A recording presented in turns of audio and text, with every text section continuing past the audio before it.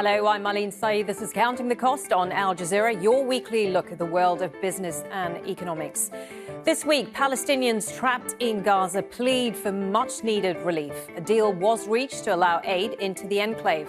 But is it enough to avert a humanitarian catastrophe? Also this week, people in Gaza are running out of everything. The United Nations is appealing for millions of dollars in urgent assistance. Plus, Gaza has been under blockade for more than 16 years. We look at how the restrictions on the flow of goods and people have destroyed livelihoods. Gaza is being strangled, and it seems the world has lost its humanity. Those are the words of the UN Agency for Palestinian Refugees, as it warns of an unprecedented humanitarian catastrophe. Thousands of people have been killed since Israel launched its military offensive against Hamas and imposed a total siege on the already blockaded enclave. Residents trapped in Gaza have no access to food, water, electricity, or even fuel. Hospitals are at breaking point. Borders are closed, so there is no escape and nowhere is safe. Even hospitals are being bombed. US President Joe Biden says Israel has now agreed to allow humanitarian assistance to begin flowing into Gaza, while Egypt has agreed to open the Rafah border crossing to allow in trucks. The European Union is launching an air bridge and has tripled its assistance to the territory. The United Nations has appealed for $294 million to address the most urgent needs for the people in Gaza. Well, the Rafah crossing at the border between the southern part of Gaza and Egypt is the remaining lifeline to the outside world. But the flow of vehicles and goods through it has been tightly controlled since Israel imposed a blockade in 2007. Supplies coming into Gaza through Rafah require Israeli approval. Operations have been disrupted since Israel launched its military offensive now more than 2 weeks ago. The crossing was severely damaged by Israeli strikes and needs to be repaired before supplies can even be delivered. Hundreds of tons of aid from several countries piled up near the Rafah crossing before the deal to allow in assistance was reached.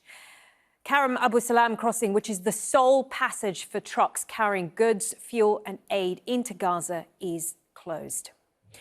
To discuss all this, I'm joined now by Summer Hadid. Summer is the Regional Head of Advocacy, Media and Communications at the Norwegian Refugee Council. Thank you for your time. So it does now seem we have this deal, according to the US, to allow in 20 trucks of humanitarian aid into Gaza through the Rafah crossing.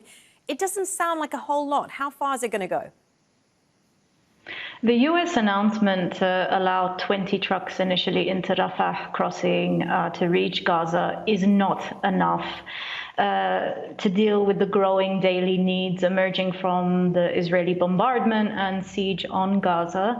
The UN estimates that we need at least 100 trucks, aid trucks, to enter Gaza daily to meet the growing humanitarian needs. And we need guarantees as aid workers as well that aid workers distributing aid will be provided with safety, and those people receiving aid will also be protected from violence. So we need to see an urgent scale up of the aid supplies going into Gaza immediately. All crossings need to be opened and no restrictions should be placed on the amount of aid going in. Right, even if you get what you want in terms of the aid and the safety aspect, what about the infrastructure that has already been damaged so badly, including the crossing itself? How logistically are you able to get the aid through to the people that need it? Well, the destruction of the Rafah crossing in particular needs to be repaired. We're hearing that there are reports that there are steps being taken to do this. The most important message here is that the aid supplies going in should not be restricted, and 20 trucks initially is simply not enough to deal with the scale of the needs on the ground in Gaza. There's also been no mention of people leaving Gaza through the Rafah crossing. How important is it, at the very least, for people who have medical needs to be allowed to go out? It's absolutely vital that people who have been injured, severely injured and wounded during this bombardment are allowed to cross into Egypt to get the medical attention they require. So we're really urging all parties to prioritize medical evacuations for people to receive that treatment. But there must also be guarantees that people are allowed to return and be repatriated into Gaza as well. Well, that is the risk that many people say, that they won't be allowed back in, which is why they don't want them to leave in the first place. Well, exactly. There are concerns that if people do leave, if safe passage of civilians is granted, that they won't be allowed back into Gaza. So our call is that civilians should be able to leave based on consent, but also based on guarantees that they'd be able to return back into Gaza. But the time is running out right now to protect people from violence. And the bombardment is so intense that it's leading to a growing humanitarian catastrophe. We're struggling to keep up with the needs that are emerging on the ground. Fuel is running out, water is running out, electricity is cut. The services in Gaza have collapsed. And so that's why it's crucial for us to prioritize that all crossings remain open and there are no restrictions to aid supplies going into Gaza right now to really meet the daily humanitarian needs. Sama Hadid, I really appreciate you talking to us. Sama's Regional Head of Advocacy, Media and Communications at the Norwegian Refugee Council. Thank you.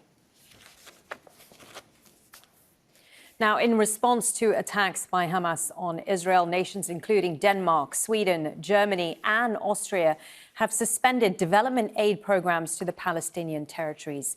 That includes funding for UN organizations, the Palestinian Authority in the West Bank and civil society groups. Hamas has been designated as a terrorist organization by the United States and the European Union. And donors say they fear that the armed group could seize or benefit from that aid. Well, joining me now from Brussels is Martin Konechny. He's the director of the European Middle East Project. Many thanks for your time. What do you make of the EU response so far to the humanitarian crisis unfolding in Gaza?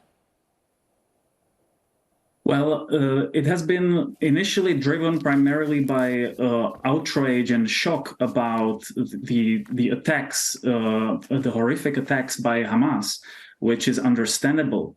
And this has also led to calls in some EU countries and parts of the European Parliament also for suspending EU aid to the Palestinians. The problem with that is that this very understandable and entirely legitimate outrage about what we have seen is not coupled with the same kind of outrage and sympathy for the suffering of the Palestinians over the many years under the blockade of Gaza. The other problem is that suspending aid is actually punishing the whole population at this moment when the assistance will be most needed. And thirdly, it is actually counterproductive to the EU's goal because the assistance hasn't been supporting Hamas, but on the contrary, its rival Palestinian Authority based in the West Bank. So it doesn't make sense rationally from these points of view. Yeah, let's talk a bit more about these aid programs and what they're in aid of, because as you say, Germany, Denmark, Sweden, just to name a few, have temporarily suspended their development aid programs to Gaza in the last week or so. What do these aid programs do? What have they been doing historically? And what happens when you suddenly switch them off? Yeah, so these aid programs support various projects on the ground, both in the West Bank and Gaza. It's, environmental projects, infrastructure such as desalination plants, water treatment plants. It supports civil servants of the Palestinian Authority, teachers and doctors especially.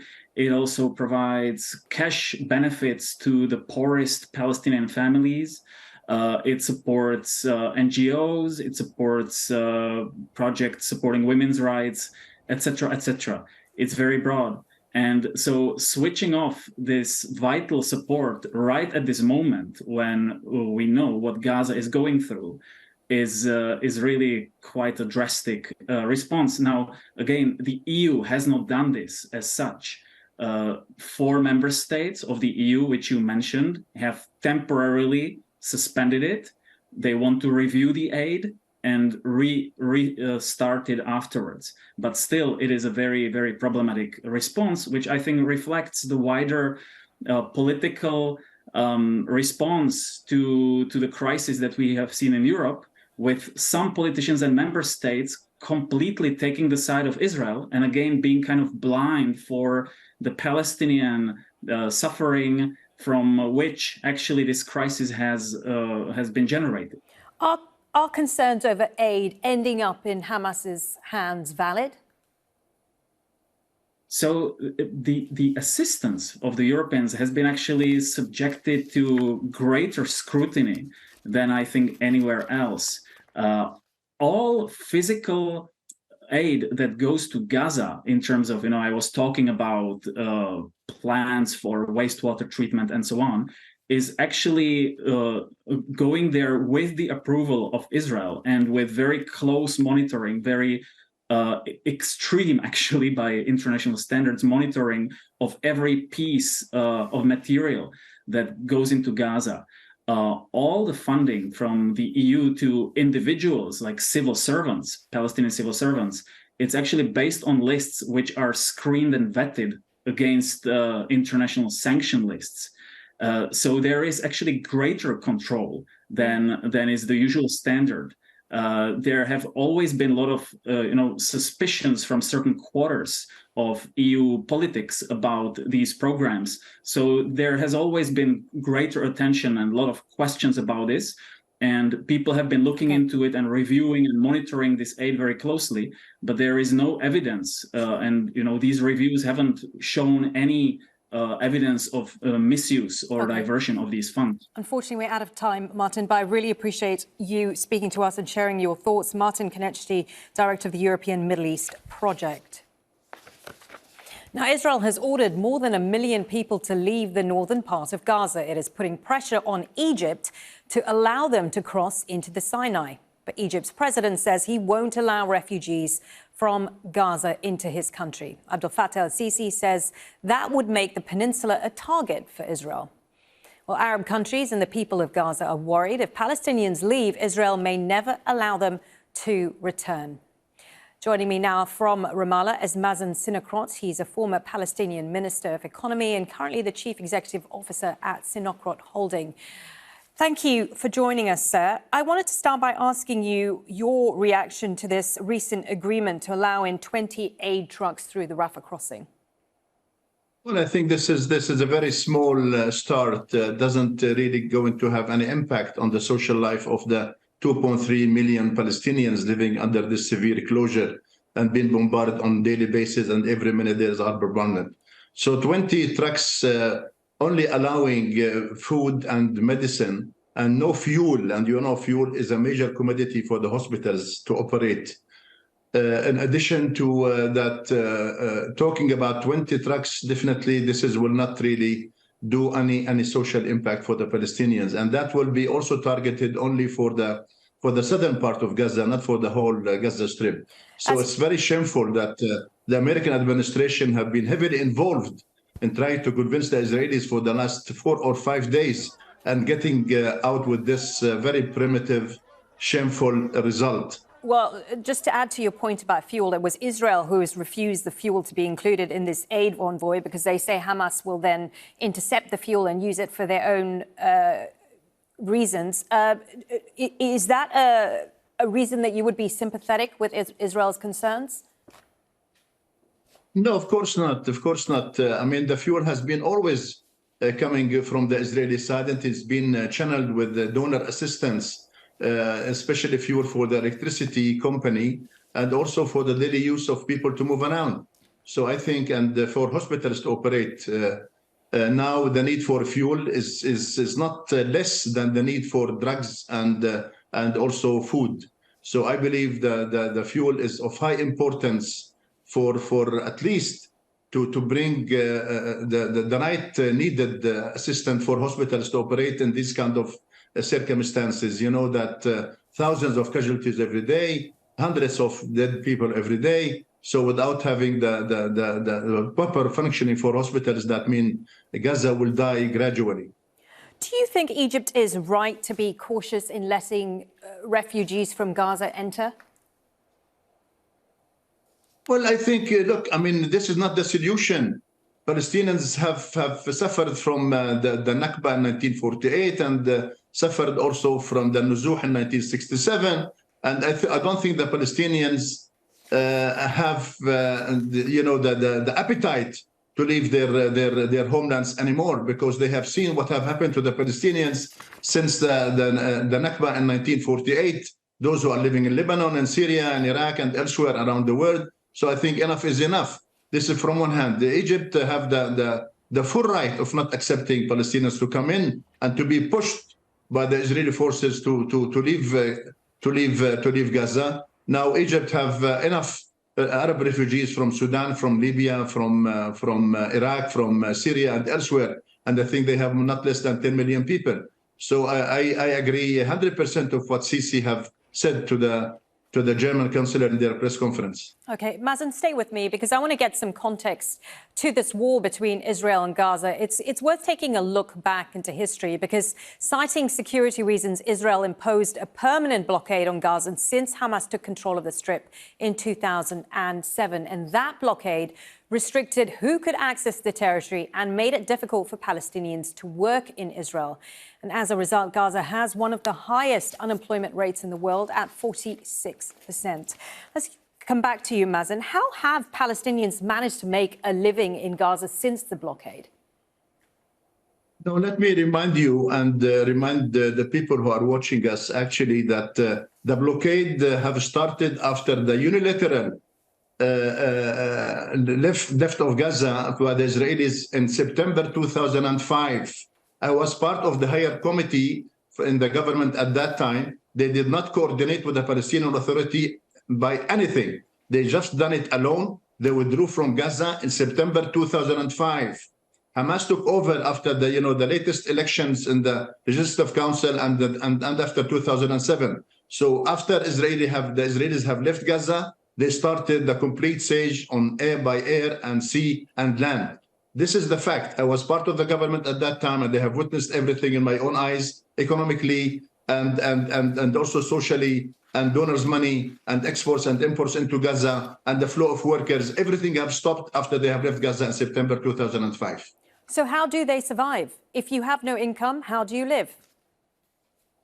Look, I mean, Palestinians always, unfortunately, they have always found a way and means to live and let live in a way. So adaptation for survival, that was always the theory for coexistence for Palestinians on their own homelands.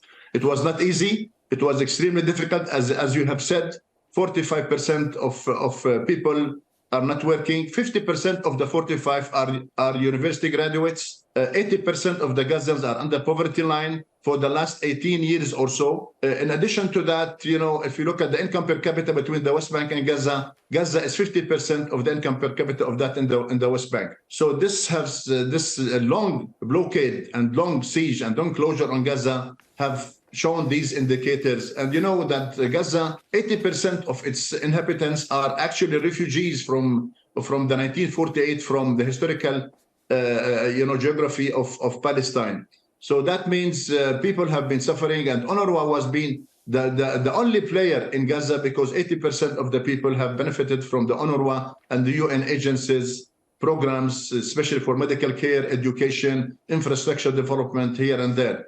So the private sector initiatives that aid is so was very important. little. Yeah, sorry to interrupt you. I just wanted to say that's all the more reason why that aid is so important. Mazen Sinocrot, former Palestinian Minister of Economy and currently the Chief Executive Officer, Sinocrot Holding. Thank you. Now, the European Investment Bank has invested millions of dollars both in Israel and Palestine over the past 20 years. Its projects include energy, water and transport facilities for Palestinians, as well as desalination programs in Israel. Al Jazeera's Hashim Al-Bara spoke to the bank's president, Werner Hoyer. He started by asking him about the impact of the war on the bank's operations. But we definitely hope that things will calm down, because the projects we are entertaining in Gaza, for instance, or in the West Bank, they are not targeting at any political destination, but at the support for the people.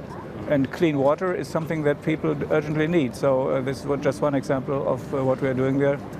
But we are, of course, dependent upon what the political environment allows us to do. Most of your financing now is shifting to tackle climate action. Does it mean that we are likely to see more special funds to deal with climate change and natural disasters, particularly in the African continent? Well, that ticks our boxes, I would say. We are proud to have been the first multilateral development bank who most strongly focused on climate action. And we are happy that now everybody is on board, and that last year I think it was over 100 billion euros that has been invested in this field. 36 of them come from EIB alone. So we are the leader of the pack in this respect, and we would like to continue. And of course we need to develop new instruments, and the ones you just mentioned are center stage. We are doing this in several parts of the world, so I think we are aligned with our colleagues, with our peers in the MDB community. You have announced a $1 billion loan for Morocco to tackle the aftermath of the earthquake. Is it going to be solely about recovery and reconstruction? Not necessarily, but to be honest, a day after the terrible destruction as a consequence of the earthquake, we have offered the Moroccan government our support, and we have now developed ideas that could lead to a volume of up to €1 billion for the next 3 years. But we listen to what the Moroccan government is prioritizing, and in this direction the projects will go. But we are strongly committed to this country, where we have relations for almost half a century. EIB has been here very, very, very early, and the relationship with Morocco is particularly good in this part of the world. Do you see the potential for more investments when it comes to the transition to green energy? Morocco has been establishing a platform over the last few years that could build bridges between Europe and Africa, which has huge potential when it comes to renewable energy. Absolutely, and the hydrogen issue, where we are extremely engaged, is an area where the idea and the substance of real partnerships can bear fruit. We must live that. We must go beyond the rhetoric. We must walk the talk. And hydrogen is a very good example. That means don't talk only about extraction. Talk about refining, processing, and opening the world for a participation of African countries in the global economy. How do you respond to many African countries saying that it's about time to reform the international financial system? Otherwise, many countries will continue to default on their own debts, because they say we cannot afford to continue taking loans from international institutions, telling us that you have to impose restrictions, austerity measures, spending cuts for you to be able to get the financing. Well, whether it's in Europe or in Africa or elsewhere, sometimes people or countries run into debt difficulties because of their own fault. So let's differentiate. But there are others where you must say they have been victims of unfortunate developments of nature or something else, and then we need to have specific solutions to be offered.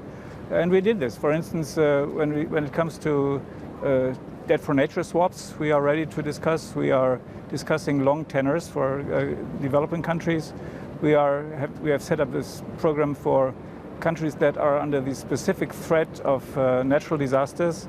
So we include now nature disaster clauses into our financing agreements. That means if the disaster hits, if a small island state is just about to be washed away, for instance, then we come in with conditions of our loans that are going to take care of this special situation automatically, and it's not necessary for that small island state then to enter into lengthy negotiations with the European Union and EIB. So I think we are on a good way together with our partners in the Global South. We must bring more life to the idea of real partnership and get away from this donor-recipient thinking.